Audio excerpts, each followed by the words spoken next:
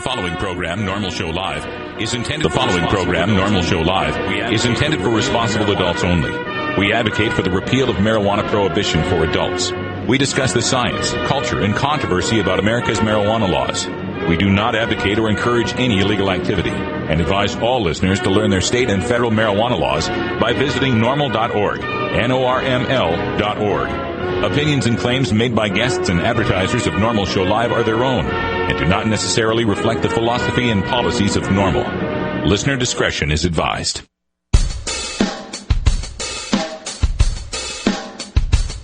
You take a seed, you plant it, you grow it, you dry it, you roll it, you smoke it.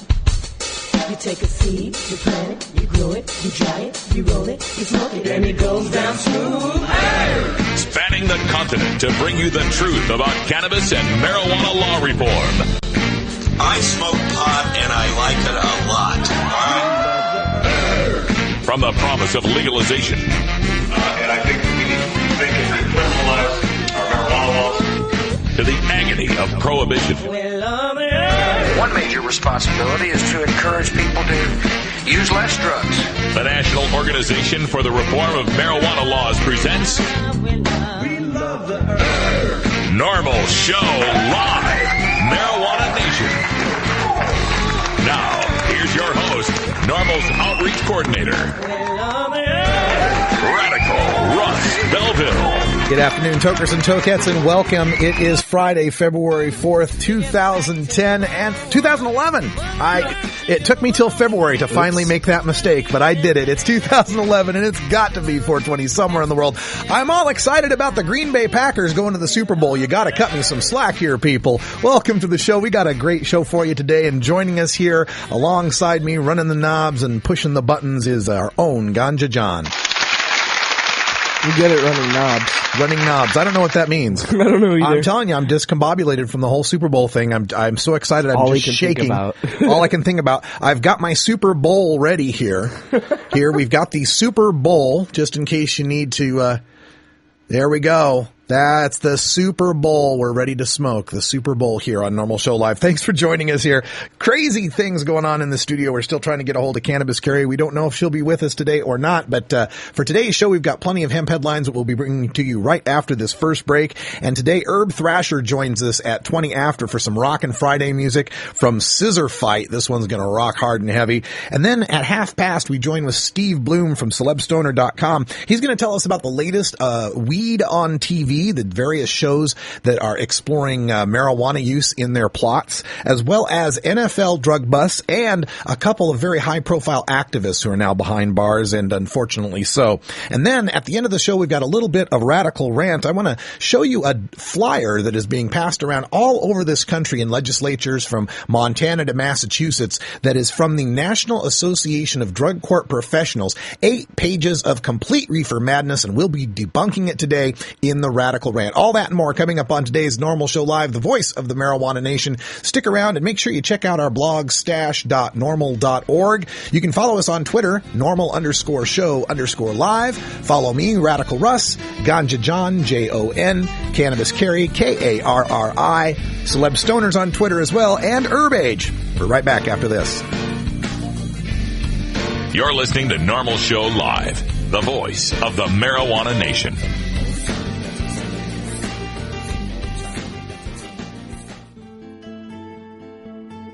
In today's busy world, we're inundated by advertising for all types of pharmaceuticals that come with a laundry list of potential side effects. Shouldn't you have better medical choices? Natural alternatives to pills pushed by Big Pharma? At Alternative Medical Choices, you could choose natural, safe, and effective alternative therapies that are right for your budget without nasty side effects.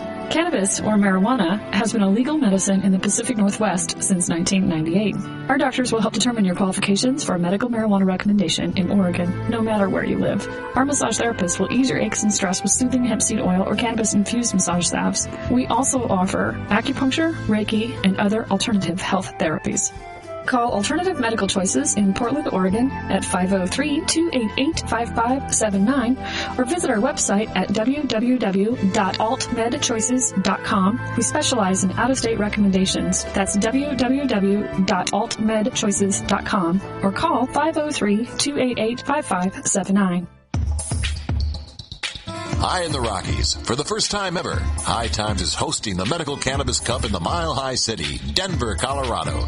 Come to the High Times Medical Cannabis Cup. There'll be cultivation seminars with High Times editors Danny Danko and Nico Escondido, plus other experts and cannabis celebrities. Attend activism seminars with leaders of the medical marijuana movement, including advice on how to start your own canna business. Meet industry leaders in medical cultivation, hydroponics, smokable glassware, hemp products, dispensary supply, cannabis accessories, and more. Plus, Medical Cannabis Cups will be awarded to the best indica, sativas, concentrates, and edibles entered by legally operating medical marijuana dispensaries and growing collectives. And don't forget Saturday night when the Medical Cannabis Cup will host the extravaganza with surprise musical guests. The High Times Medical Cannabis Cup, April 2nd and 3rd, 2011 at Exto in Denver, Colorado. Visit medcancup.com for details. Be part of the growing cannabis industry. Come to the High Times Medical Cannabis Cup in Denver.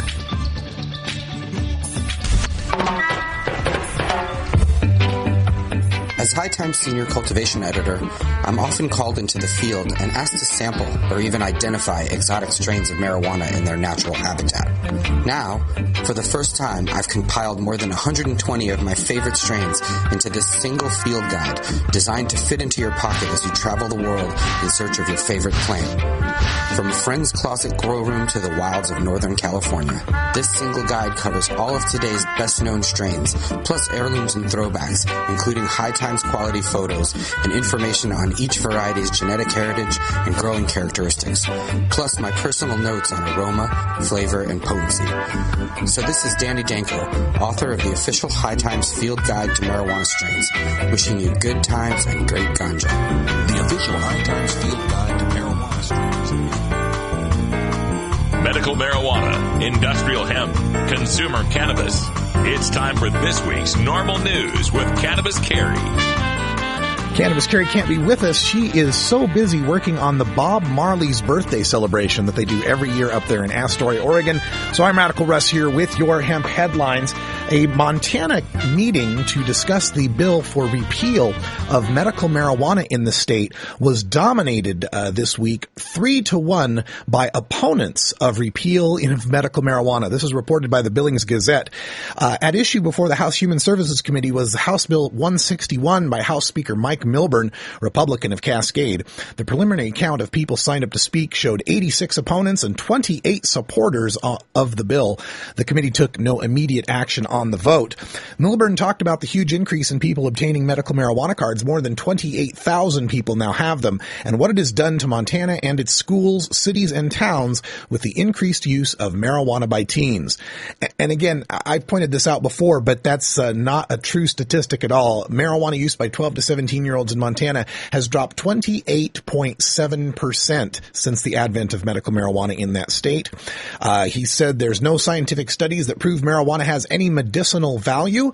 Well, we've got 19,000 published studies showing that there's a medical value to it.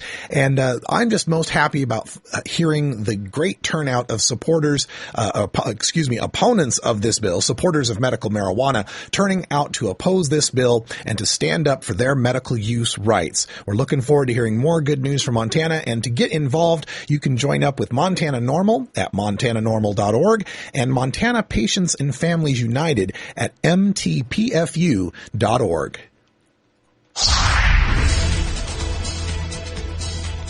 Cannabis advocates are telling the GOP why not cut the DEA's budget. This from Talking Points memo. Trimming the federal largesse that keeps the DEA fat and happy makes sense. Billions of dollars are thrown away on a quixotic and foolish war on marijuana that never achieves its goals. Adults only. We advocate for the repeal. We're having some problems today. Technical difficulties, excuse us there. That never achieves its goals and that sees as its victims not only families but civil liberties and respect for law enforcement as well. The DEA was told last month, along with the FBI, ATF, and the U.S. Marshal Service, to freeze hiring and curb spending in a memo from Attorney General Eric Holder, reports Jason Ryan at ABC News. The DEA's budget proposal for fiscal year 2011 noted that marijuana seizures had nearly doubled in fiscal year 2009. Meanwhile, conservative Republicans in the House said they planned deep budget cuts, which, according to Democrats, would require the Department of Justice to fire 4,000 FBI agents and 1,500 DEA DEA agents if applied equally across the board. The Office of Management and Budget could also cut the budget of the National Drug Intelligence Center, reports Devlin Barrett of the Wall Street Journal. Conservatives have long said the center is a waste of taxpayer money, which hasn't provided the high-quality analysis of drug networks that it had promised. Well, this has been a centerpiece of a lot of the Republicans that campaigned for office in the 2010 election, saying there's too much government spending, too many wasteful programs. Well, you could not find a more wasteful program, a more inefficient use of government dollars than the war on marijuana. We have over 100 million people in this country above the age of 18 who have tried marijuana, and 25 million adults over 18 who will use it this year. Obviously, the money that we've been spending hasn't worked. All it has done is keep the price of marijuana moderately high. In a sense, you might think of it as a government subsidy for street corner drug dealers. It manages to be a price support that wouldn't otherwise exist for such an easily grown dried vegetable matter. We always look forward to helping our opponents look at ways of cutting the budget, and we think the DEA's budget could be one of them. Nothing. Okay, we're having some fun with our radio here, so we'll just continue on with the news. The DEA has hit Michigan again. 2 caregivers were raided and charged. This is from City Pulse. Randall Darling, age 24, and Joseph Johnson, also in his 20s, each face counts of growing more than 100 marijuana plants, according to court documents. The federal cultivation charges come with a 5-year minimum prison sentence. Warrants were issued for Darling and Johnson on January 20th. Both await pre-trial hearings. Both defendants were within the state's medical marijuana law, according to Johnson's attorney. While the DEA confiscated more than 200 plants from a grow operation in Mason, Johnson and Darling are both patients and caregivers with the maximum allowed 5 patients. Under Michigan law, each can grow up to 72 plants and possess 15 ounces of usable cannabis. Other caregivers were also using the house as a growing site, according to Johnson's attorney. And, another DEA raid in Michigan. We've seen recent raids in Las Vegas, Nevada, San Jose, California. The raids are continuing, and this is something that has been brought up by another one of the groups in marijuana reform, Americans for Safe Access, which has just recently released a letter detailing how the Obama Holder administration released the Holder memo, the Attorney General there, but he says he is going to continue to, we have a U.S. attorney, who says she is going to continue prosecuting these farms regardless if they're following state law. This from Oakland, California, the U.S. attorney Melinda Haag, or Haag, I'm not sure how it's pronounced, Haag, wrote that her office will continue to vigorously enforce federal anti-drug laws. This is from the Associated Press. The warning in a letter from U.S. Attorney Melinda Haag offered the first clear signal that the Justice Department would not tolerate even city-sanctioned growing operations, despite the Obama administration's hands-off approach to states that have legalized medical marijuana. The department is concerned about the Oakland Ordinance's creation of a licensing scheme that permits large-scale industrial marijuana cultivation and manufacturing as it authorizes conduct contrary to federal law, Haag wrote in the letter to Oakland City Attorney John Russo, dated Tuesday. Haag's letter acknowledges an October 2009 Justice Department memo instructing federal prosecutors to avoid going after patients complying with state laws regarding the medical use of marijuana. But Haag wrote that her office will vigorously enforce federal anti-drug laws against illegal manufacturing and distributing of marijuana, quote, even if such activities are permitted under state law, end quote. Well, this leads me to ask if Melinda Haag is actually an employee of Eric Holder. I know at places where I worked, if the boss released a memo saying, don't do that, and if we did that, whatever it was, we'd be fired. I wonder how that works in the Department of Justice when one of your U.S. attorneys is saying they're just going to go right ahead and break the rules that you have set up there, Attorney General Holder. I wonder how he's going to be reacting to that. It's very interesting. And Americans for Safe Access noted this as well, and I'll bring up their letter here and give you some of their words on this situation. It would appear that raids by the Drug Enforcement Administration in medical marijuana states have declined since President Obama's Justice Department issued its infamous memorandum in October 2009. But, in fact, raids have continued at an alarming pace. For example, in the 16 months since the Obama administration's policy change, the DEA has conducted at least 43 raids in California, Colorado, Michigan, and Nevada. That's nearly 3 raids per month on average. Although arrests were not made at all the raids, President Obama's Justice Department has seen fit to indict and prosecute at least 24 patients and providers in conjunction with those federal actions. Can this really be the result of a new federal enforcement policy? Did the American people envision their tax dollars going to such harmful and unnecessary federal actions, especially after a policy was issued claiming that such actions would cease? With popular American support for medical marijuana at more than 80%, we think not. It's time for the Obama administration to deliver on its promise to leave patients alone. The DEA must take a hands-off approach to enforcement of medical marijuana production and distribution. Any allegations of local or state law violations should be prosecuted in state court, not in federal court. That is, no more federal indictments. In addition, DEA agents should be refusing to assist local law enforcement in raids on patients and providers, period. Only after federal government stands down on this issue will the states and their localities be able to effectively implement medical marijuana laws passed by the people. That's from Americans for Safe Access. You can learn more about the organization at Safe Access Now.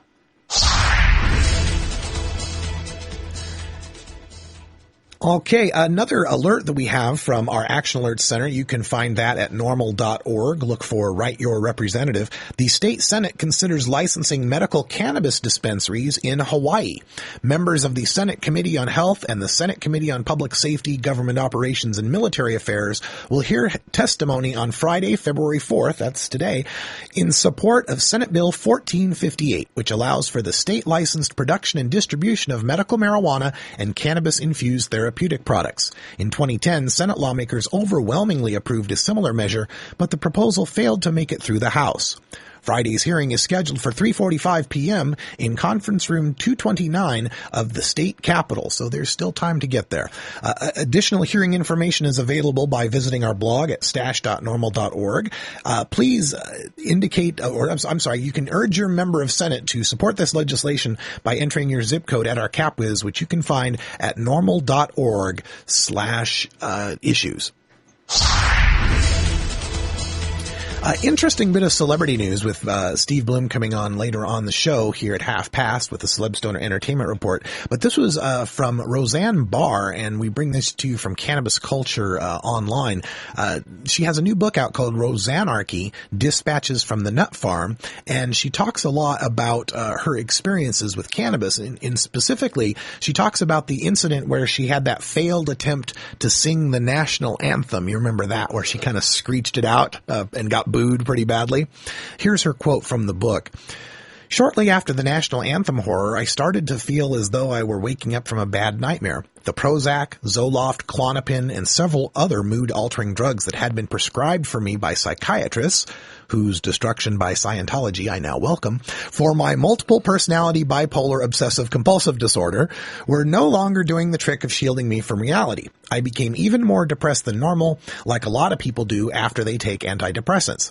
I had stopped smoking the herb of the goddess that had forever kept me balanced enough to become successful and rich in order to support my then husband's sobriety, and that led to a massive bipolar troubles that were all capped off with tons of psychiatrists and psychiatric drugs, none of which helped with my problems at all, and in fact made them even worse. We also have a part here from from Cannabis Culture where they note Barr's hilarious 2006 HBO special Blonde and Bitchin' contained her trenchant observation. Quote, "The war on drugs is a war on poor people using street drugs waged by people." I messed it up. Sorry. Quote, "The war on drugs is a war on poor people using street drugs waged by rich people on prescription drugs." And in Roseanarchy, she writes of a natural substance called THC and says, "It's the only drug that should be legal. In fact, it should be mandatory. She also recommends meditation and invites all to join her at 2 a.m. on Friday night, Saturday morning. She posts her present time zone at roseanneworld.com. So very interesting. I remember that big national anthem debacle she went through. And I mean, that's a tough song as it is. You try doing it on Prozac, Zoloft, and Klonopin. That's a little ridiculous. And I like the quote, saying that smoking herb is what had forever kept me balanced enough to become successful and rich. Well, we're trying to stay balanced here at Normal Show Live, and we hope that it makes us successful and rich too. Thanks for joining us on this ride. That's your hemp headlines for today. And when we come back, we'll have a little bit of music from Scissor Fight in our Rockin' Friday Daily Toker Tunes. That was rough, guys. That was rough. Take a cough there, Russ. Something wrong with the machine. Yeah. We'll get it all fixed. Be right back. It's 20 after the hour, and we have to take a short break, if you know what I mean. Please support these sponsors who support Normal Show Live. Oh, have you ever met that funny reefer man? A reefer man. Have you ever met that funny reefer man? A reefer man. If he said he swam to China, he would sell you South Carolina. Then you know you're talking to that reefer man.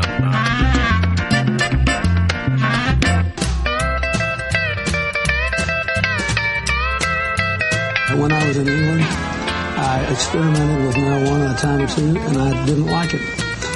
And didn't inhale, and never tried it again. I think you'd probably be a lot cooler if you had, Mr. President. Said, hey, do you have a joint, kid? Sure would be a lot cooler if you did. Lie, don't hide it. Lie, don't hide it. Oh, lie, don't hide it. Lie, don't hide it. Just lie, don't hide it. Fire up right now. Normal Show Live reminds you to never consent to a search. If you're holding and you consent, in most states you will be arrested immediately and you will go to jail. If you don't consent to a search, police may try to intimidate you by threatening to bring in drug-sniffing dogs or try to fool you by saying things will go easier if you consent. Yeah, easier for them, sure. Stand your ground, refuse the search, and ask the officer if you're free to go. If they still detain you and eventually find your contraband, you'll be no more busted than if you had allowed the search.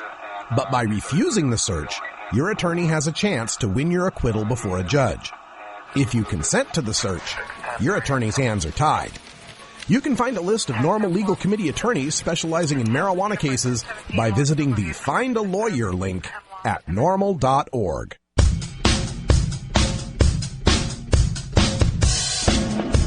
It's time for your Daily Toker Tunes, the best in 420-friendly music from all genres that uplifts, entertains, and informs the public.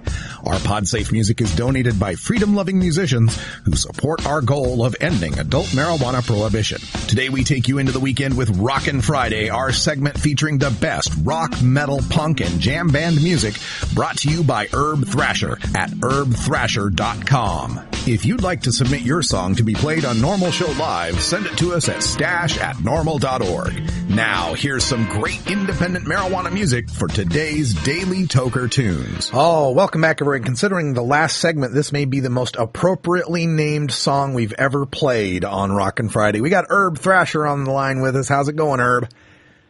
All right, how's it going there in the studio today, guys? We got us a terrible, terrible case of cottonmouth. Is there anything you can do for us? I think we might could come up with something. Yeah, down with that cottonmouth, man. We don't need a helicopter for cottonmouth, but we need a glass of juice. That's right. It's really that simple. That's all I need. So today's band is Scissor Fight, and they formed in 1995, an American four-piece band from Portsmouth, New Hampshire, fronted by singer-songwriter Iron Lung. The band hired vocalist Iron Lung, dude. How about that? That ought to give you something about his name right there. And in fact, here's the key right here. Named for his ability to take in illegal substances. See? Dude, this guy right here would work out well for our Normal Show Live audience. To stand up there and look scary. Scissor Fight has a strong libertarian viewpoint and defines itself as acid mountain rock. Bet you have never heard any acid mountain rock. Anyways. Not. Oh, here's a good tidbit, too. Listeners are going to love this one. The band's name comes from the lesbian sexual practice called tribadism. So I don't know, guys. I don't make this stuff up, man. I just try to relay what the bands kind of give us, and there it is. There you have it. So relocating to Boston in early 2000s, the band was not easily accepted by the local music scene due to their extreme behavior. Striving forward with the fierce grooves and insane stage shows, the band finally achieved some local success, but never really generated much out of the underground. The band is believed to be on hiatus right now, after half the band is left for other projects. Though they continue to retain a dedicated fan base, their future is in question. So let this song be a reminder to you guys that helicopters are bad when used by toys, by law enforcement to look for plants. Yeah. Who pays for these joyrides? You do, guys. You know, that's freaking crazy, man. Down with the helicopters. We need a glass of juice. So I hope you guys enjoyed. Check out Scissor Fight. Enjoy this rockin' tune, and make sure you guys turn it up. All right. Here you go. Here we go. Let's rock with on, Scissor Fight. Helicopter killing Cottonmouth. I love it.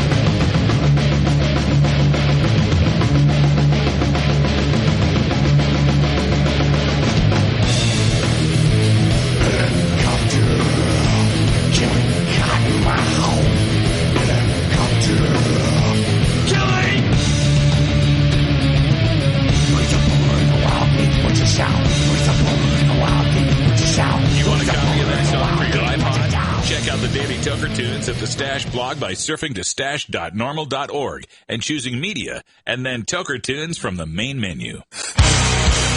Starfish Designs, makers of the original Gandalf. I'm Radical Russ, and when I want to relax, I always have my 17-inch long original Gandalf from Starfish Designs nearby.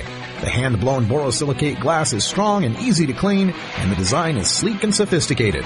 Starfish Designs are available from Bend, Oregon at a glass retailer near you. For locations, call 541-788-GLASS. That's 541-788-4527. Hi, I'm Keith Straub, the founder of NORML. In all the years since 1970 that I've been fighting marijuana prohibition, I've learned that drug warriors love to confuse the public with statistics. Lately, they've claimed that there are more teens enrolled in drug treatment for marijuana than ever before. It's a statement that, while true, is intentionally misleading. What they don't tell you is that marijuana arrests have skyrocketed to over 800,000 arrests per year. They also don't tell you that we've gone from a few dozen drug courts in the 1990s to over 2,500 drug courts today. The kicker is that those drug courts sentence teens routinely to drug treatment for marijuana whether they need drug treatment or not. So they arrest more people for pot, require them to enter drug treatment, then claim the higher treatment numbers justify more pot arrests. It's an absurd proposition, but no more absurd than banning a plant. Learn the facts about pot. Visit NORML.org today.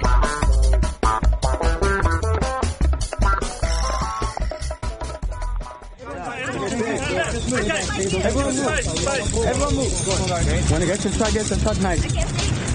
Marijuana culture is infused throughout America and the world.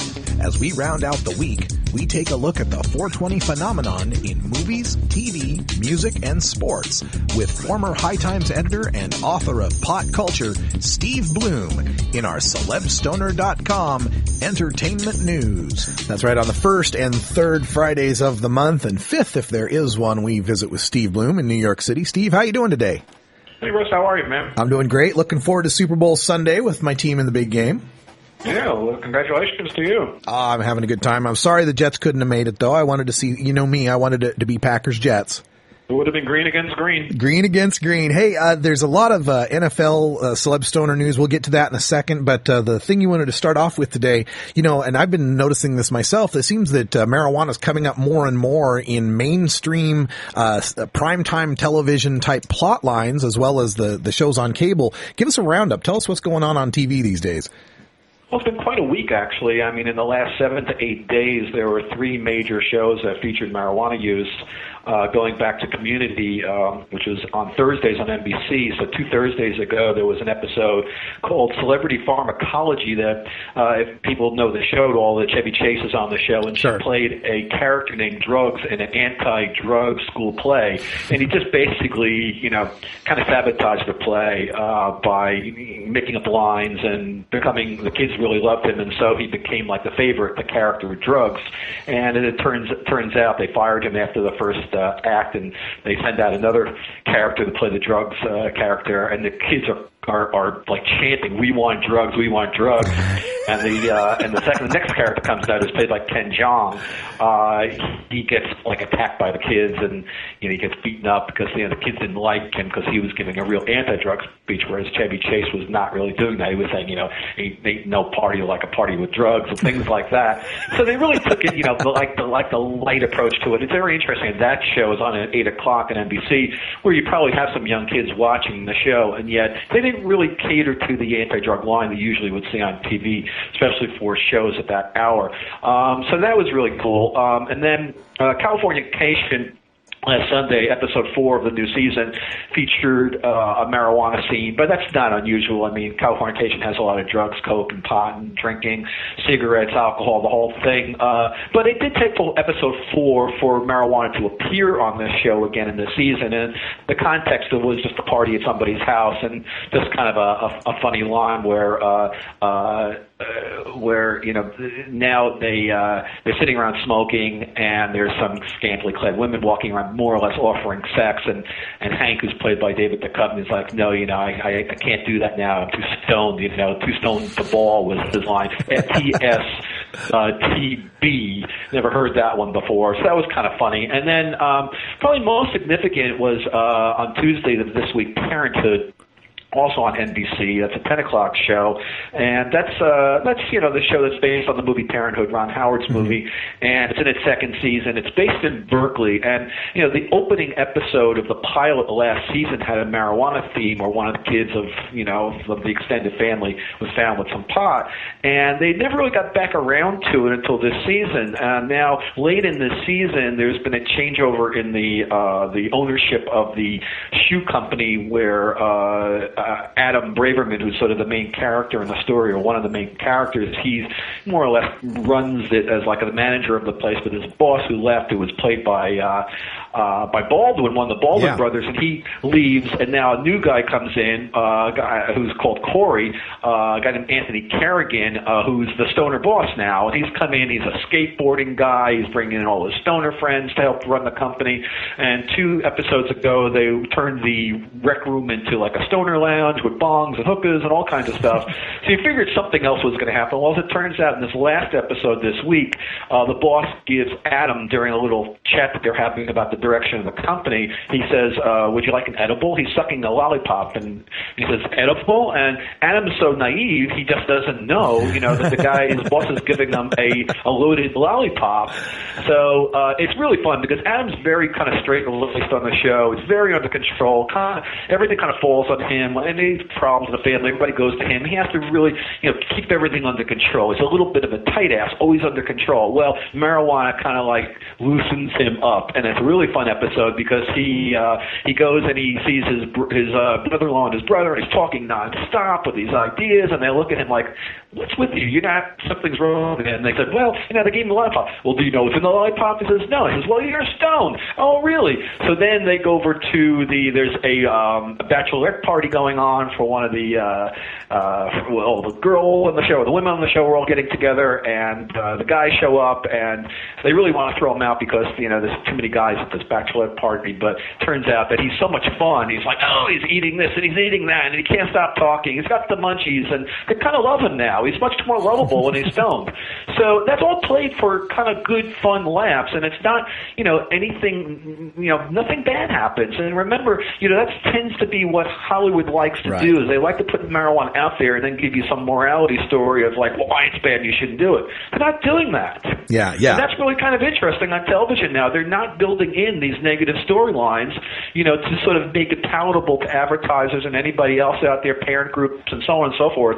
There wasn't an uproar about any of these shows. Nobody seemed to notice. The parent groups are so busy with Skins, that they're not paying attention to these other more mainstream shows. Yeah. And by the way, Skins has its share of drug use as well. They didn't have anything, particularly in this latest episode was pills and stuff like that. There was no pot. But in the first two episodes of Skins, there was also a lot of marijuana, themes built into that. So there's a lot of it on television right now. There's no question.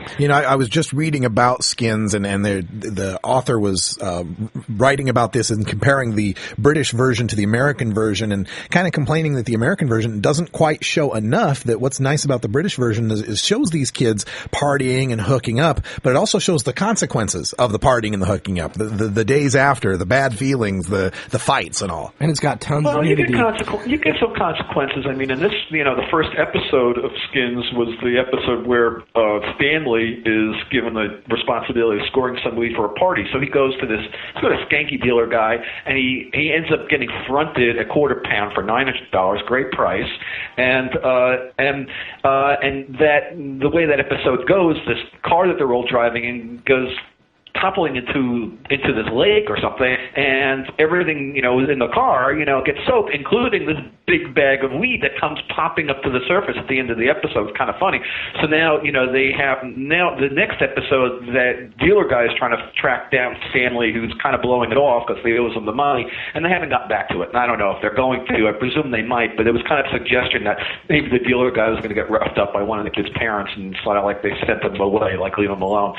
I don't know where that's going. But it seems like, it's a pretty graphic, storyline around sex and drugs, among a teenage group, no question. Yeah. It exists, and there's no reason it can't be examined as long as it's done so in Well, one of the things I would like to say about Skins is that look at all the advertisers who are bailing. Think about, we always like to do our boycotts, our stoner boycotts. Let's boycott some of those companies like Taco Bell, Subway, who are pulling their ads from Skins because it's too risque. Okay, we won't go and buy your crappy food. There you go. The Super Bowl is this weekend. Green Bay Packers, Pittsburgh Steelers, and with the Jets out of it, that was Santonio Holmes, the highest profile toker athlete that I knew that was going into the big game or had the possibility of going to the big game. Don't have much on the Steelers and the Packers. Do you have any other NFL drug bust news for us?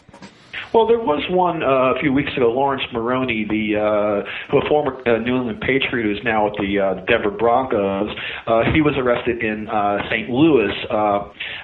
Pretty typical vehicle stop, marijuana and guns found. Interestingly, Maroney's comments about this, he says, it's just a simple fact an NFL player, a person of celebrity status, is always in the limelight. They feel like they have to be protected because we feel like we're the targets of most people because they know who we are and and they know we have money, and they see us in nice cars and things like that. We're targets. Therefore, we carry guns. So, it just continues to happen over and over and over again. I think, the charges compound when there's guns involved with drugs, and you get into that much more trouble. So that happened with him lately. He's the latest addition to the all-NFL drug team, the all-NFL drug bust team. Yeah.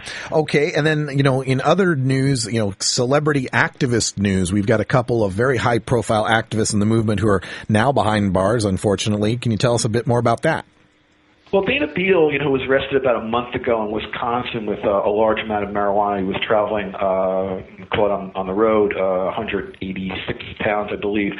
He's still incarcerated, and that's kind of a surprise because Dana usually gets out after he's arrested. He's been arrested several times in the Midwest on similar charges over the last few years, and he's still in jail. And I haven't heard a peep from his people. I usually hear, Dana's out or something, or they're trying to collect money for him. So I'm not really sure what's going on. I'll have to sort of look into it. I've been meaning to what's going on with Dana Beal, but he remains in jail as far as I know. And the other high-profile marijuana activist, entrepreneur who is in jail now is Brett Bogue. Brett he has Apothecary Genetics, which is a marijuana breeding company, and they've been over to the Cannabis Cup a bunch of times. Brett's sort of a long-time associate of High Times people as a sponsor of a lot of their events. He ran Apothecary Travel for years and booked travel packages to the Cannabis Cup with High Times. High Times, I think, does that now separately without Brett, but Brett's been a long-time sponsor of a lot of events that High Times does, and he also has the online university called Gecko, and Brett's one of those players out in California who I understood was looking to jump into the cultivation business in Oakland, where they're talking about allowing number of farms that would be associated with dispensaries in the Oakland area, and I know he was looking to jump into that, but unfortunately Brett had an old arrest hanging on him that goes back to 2006 up in Mendocino County. He was arrested for manufacturing and in a house. Basically, what was happening was Brett was in a house with a bunch of people, and they were doing a big trimming job on a crop.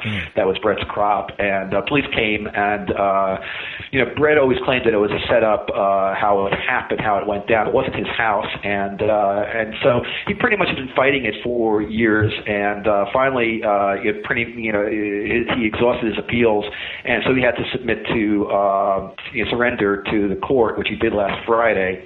And they're trying to get him on home monitoring. They're trying to do some things, but he lives in Southern California now, and so whatever agreements he had, were when he lived up there, and maybe they're not existing right now. So they're trying to appeal. Plus, Brett's got some health problems where he needs some surgery. Brett has some cysts. He's had cancer, and so it's an issue. He's supposed to stay in jail now through May.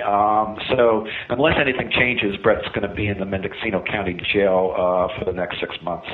It's always sad to have to hear those stories. I'd just seen Dana in Denver in December, and he approached me and he threw his arms out and said, "I'm not in jail yet." And unfortunately, that's the last thing I heard from Dana Beal. And the next thing I heard, he was referring to his Nebraska case. Right, so, right. That was, he was kind of, very much, focused on beating that case, which was a couple of years ago out in Nebraska. Also stopped. That was after the NORML conference, the one in San Francisco, right. A couple of years ago, and we saw him there. And then shortly after that, on the route back to New York, he was stopped vehicle with 150 pounds, and he's been fighting that one. So now he's got this one on top of that. Maybe that's the reason why they're not letting him go, because he's got multiple charges, even though they're in different states. Maybe they're just trying to build some other case against him. I'm not really sure what's going on, but it's definitely a problem, and it's going to interfere with his ability to run the Million Marijuana global, event that takes place, the Global Marijuana March, the Worldwide Marijuana March that runs, in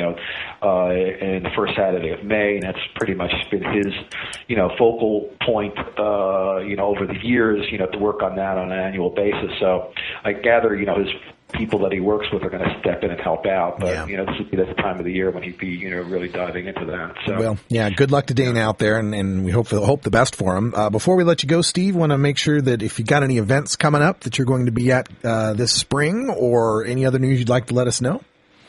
Well, honestly, we're just, hanging here in New York, dealing with all the inclement weather and snow piling up, and it'd be nice to go to a warm weather climate, but I'm sort of basically hanging out here. There's an event happening in Phoenix that I was supposed to be involved with, but I'm not sure if it's going through. It's an event that they were trying to put together an expo out there, but it may not be happening. I don't think they had enough time to pull it together. It was supposed to be for next weekend, and I haven't heard much lately from the folks who are doing it, and I gather you haven't either. So, that's probably not going to happen. And basically between now and the NORML conference, I would say, I'm probably going to be, staying pretty much at home or, on the East Coast, and looking forward to, going back out to Denver, where we just were for CushCon, and going out there for the NORML conference on the week of 420.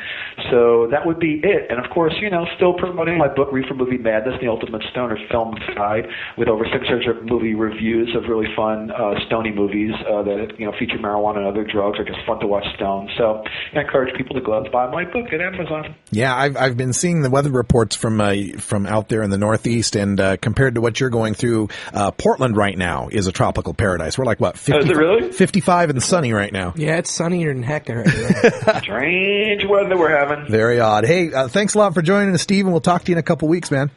Thanks a lot, guys. All right, good luck to the Packers. Have a good Super Bowl week. Okay.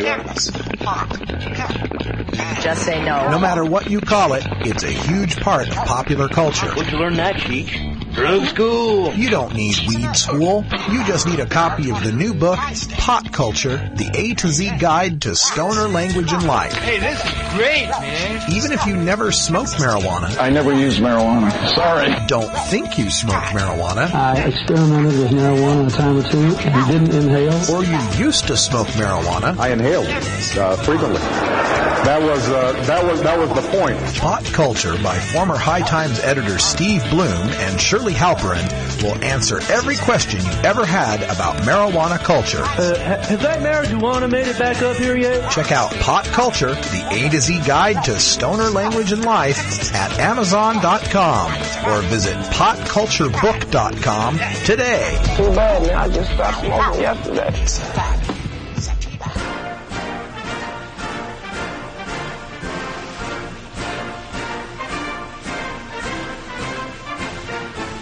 5 of the last 7 people to run for president, and the last 3 winners have all smoked pot. Marijuana, the gateway drug to the White House.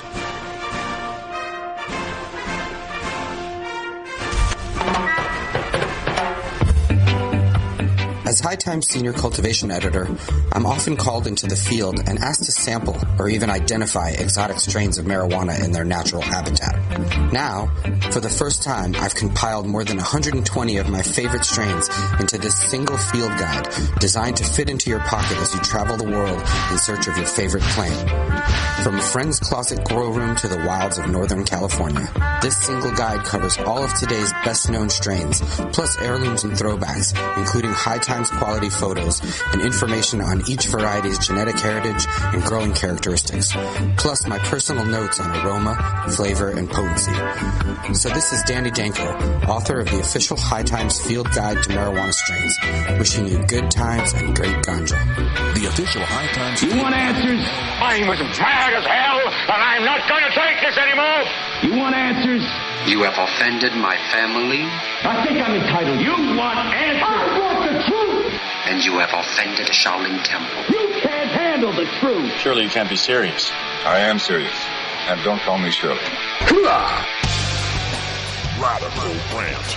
Hey everybody, welcome to the Radical Rant here. We got some news propaganda here on our desk from the Drug Court Professionals, and they have a new anti-cannabis flyer that they've been passing out. This has been found out in Montana and other places where they're working on the passage of medical marijuana laws or decriminalization laws, and we are going to take a look at this thing in excruciating detail and give you a look at what's being passed off as fact here in the debates. This has been going amongst many legislators, and they're relying on this information to make decisions about marijuana policy in this country. And it's just this is not something old that I'm pulling up where they shouldn't know better. This is stuff from December of 2010, people, that we're going to be looking at here in the Radical Rant. So let's go right to it in the video screen. For those of you looking at the screen, I'll describe it for those of you listening on the podcast. It's the NADCP's,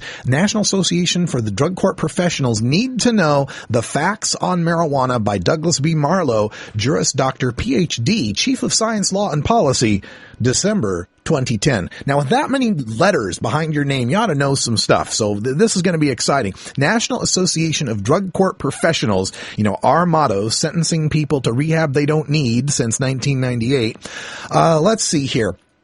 Incarceration for possession of marijuana is the first thing that they want to talk about. And this is always interesting to me when they get to this part of the debate. They say it is exceedingly rare to be incarcerated in the United States for the use or possession of marijuana. It's exceedingly rare to be incarcerated for marijuana possession. And then they cite some information from CASA here saying that with marijuana offense only, if you're just busted for just marijuana, it's a 1.6% of all state prisoners are just busted for marijuana only, possession only 0.7%, and first-time possession 0.3%. And they do this through a bunch of statistical magic here, where they count people who, this is their consideration of prison inmates sentenced for marijuana possession account for 0.7% of state prisoners and 0.8% of federal prisoners. Well, the problem here is they are considering people that are busted, and they don't consider what happens to their lives because of the arrest. I'm willing to admit that the actual numbers of people in prison in the United States just for marijuana are not a great number. It's about 30 to 40,000 people. But you also have to consider how many people are in jail because they violated probation or parole getting caught with a joint. How many people got caught with a joint and had other circumstances like having a lawfully owned firearm that then got considered to be firearm in the commission of a crime sort of statute that got them put into jail. That's the problem with this kind of statistics, is it narrows down. Very few people caught with pot are only prosecuted and jailed just for pot. They're usually prosecuted and jailed for other things and the pot is an ancillary problem, but the pot is why they got caught or busted in the first place, from failing a drug test or a drug dog alerting or something like that. So the other part too is, with 850,000 arrests per year in this country for marijuana law violations, every one of those arrests carries with it the possibility of losing one's job, losing one's home, losing one's child custody, losing a scholarship, a grant to go to school. Those are the true damages from marijuana prohibition. But it interests me that they have to open up with saying, we don't really lock up a lot of people for marijuana.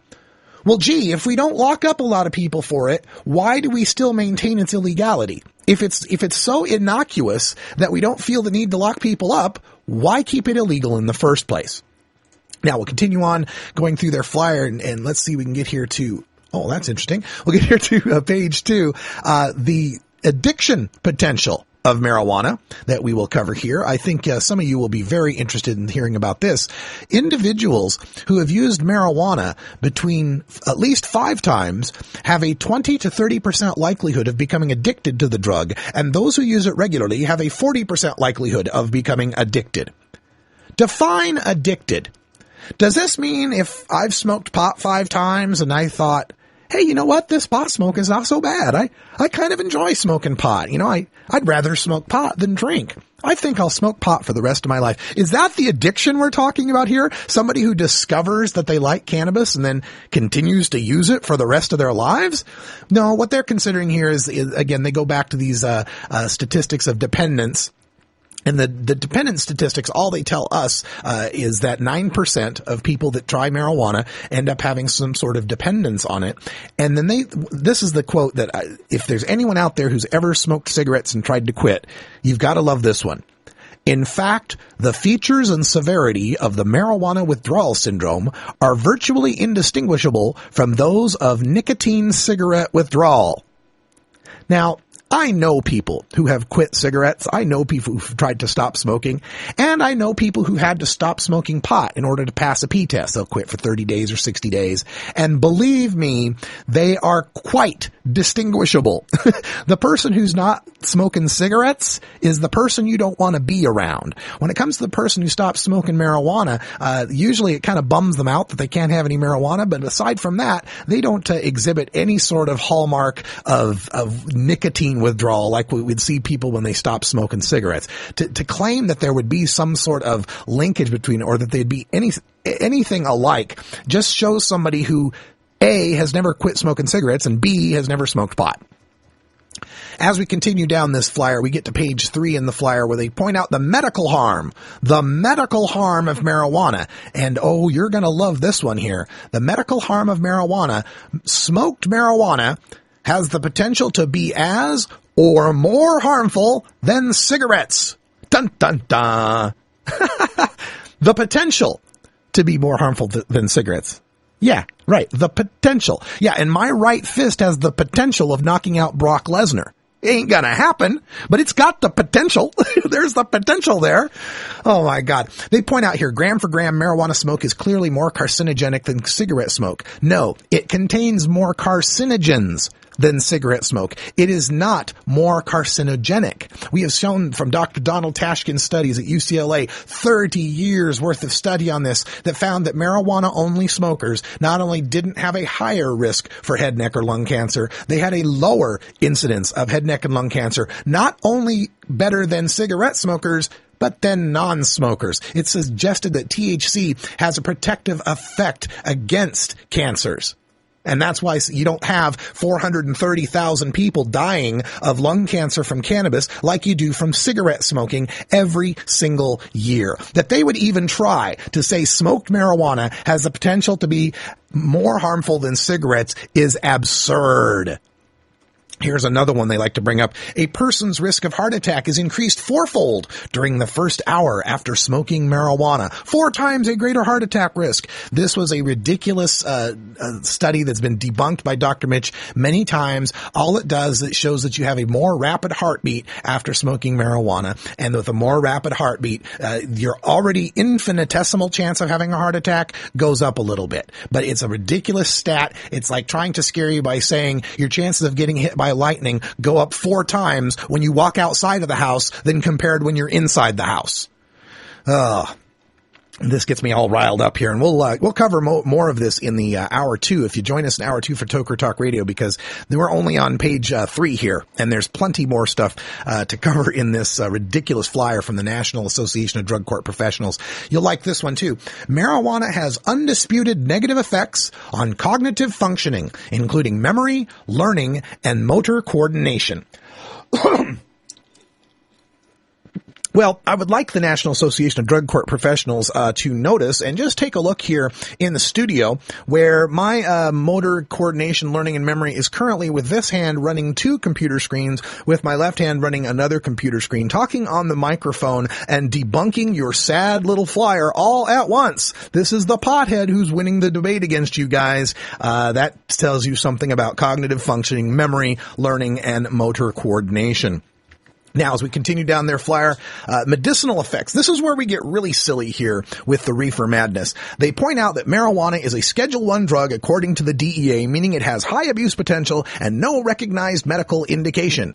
However, the FDA has approved a particular ingredient within marijuana, THC, in a non-smoked form for certain medical indications, such as treatment of nausea, vomiting, and poor appetite. So, in other words, marijuana is not medicine until we take parts out of it and put it in a pill. By itself, though, it doesn't work. Recent studies have also supported its use in treating chronic neuropathic pain. Yeah, just as smoked marijuana, according to the American Medical Association, has efficacy against neuropathic pain. Amazing how the plant itself that contains the THC can be as beneficial or more beneficial than pulling the THC out by itself without all the other cannabinoids, terpenes, and flavonoids, and trying to get some sort of medical efficacy out of that. We've got so many people that can tell you how Marinol is just not an effective solution for their medical needs. As we move on, National Association of Drug Court Professionals continues with their research here about marijuana and saying that smoked marijuana could no more be considered a medication than cigarettes or alcohol. Smoked marijuana could no more be considered. And let me get you the context of this, unless you think, I'm a little crazy here. They say, let's see. Although cigarettes and alcohol have undeniable effects that many people may find palliative, alleviating short-term stress, they are very dirty drugs. For example, many people believe alcohol and nicotine lower their stress level, but in fact these drugs are proven to increase anxiety, lower stress tolerance, and exacerbate insomnia. Those drugs are also associated with a host of serious medical conditions. For these reasons, physicians would rarely, if ever, prescribe or recommend these drugs to treat a medical condition. Smoked marijuana could no more be considered a medication than cigarettes or alcohol. Yet they won't lock you up for the cigarettes and the alcohol now, will they? Yeah, you can have all the deadly, nasty, dirty drugs, cigarettes, and alcohol you want, but the medically beneficial cannabis, that's got to remain in Schedule 1. That's got to stay illegal. This is the insanity our country lives in, and this is the propaganda our elected officials are being fed every day with your taxpayer dollars paying for it. We'll have the debunked version of this up at our blog, stash.normal.org. Print out a copy and pass it out to your friends. For Cannabis Carrying Ganja John, I'm Radical Russ. Go Pack, go! Take care. This is NORML Show Live, the voice of the marijuana nation. And take care of each other, tokers. You take a seed, you plant it, you grow it, you dry it, you roll it, you smoke it. You take a seed, you plant it, you grow it, you dry it, you roll it, you smoke it.